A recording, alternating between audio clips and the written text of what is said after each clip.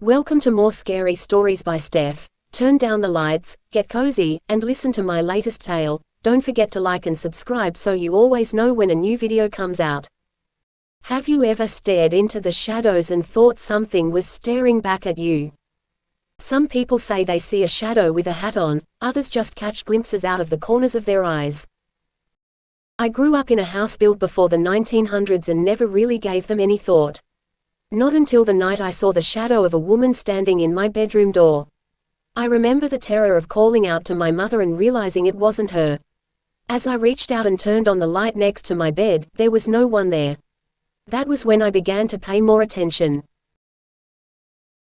I had no idea that would be only the first of many shadow beings I would see and stories I would hear about over the decades in the paranormal field.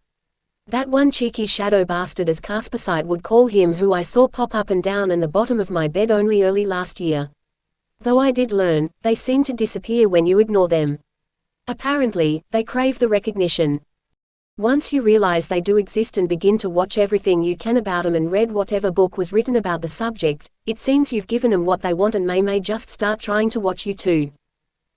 Perhaps, if you've seen one, you may just want to forget about it.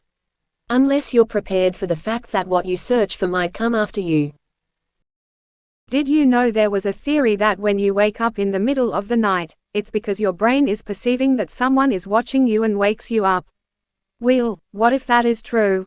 Maybe the next time you wake up feeling uneasy, it's because something was watching you.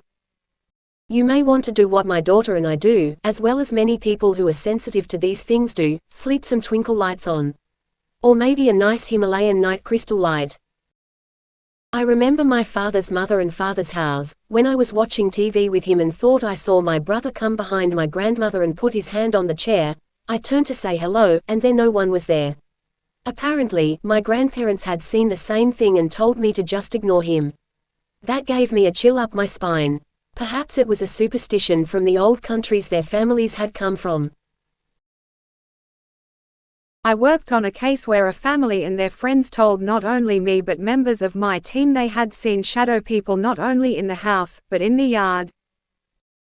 People assume just because a house is new or it shouldn't be haunted. I always tell them they need to remember, the land can be haunted, not just the house it stands on. People and objects can also be haunted. Most people think of shadows as those things that trail behind us in the sunshine. What if those shadows are from another dimension? Others question if the shadow people, or the Hat Man, are evil. I believe it's like with people. There are those who are evil and others who just watch. I also think some of the ones close to the floor could be pets who have passed on and have come back to check up on us.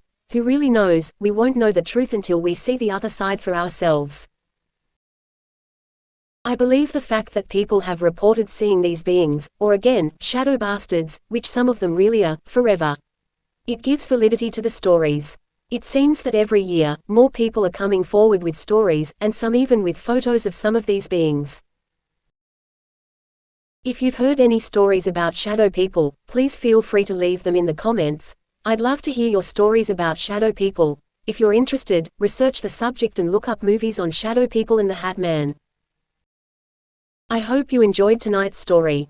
Let me know in the comments if you've seen things you can't explain. Remember to like and subscribe so you know when the new videos come out. And remember, sometimes the shadows are more than they seem.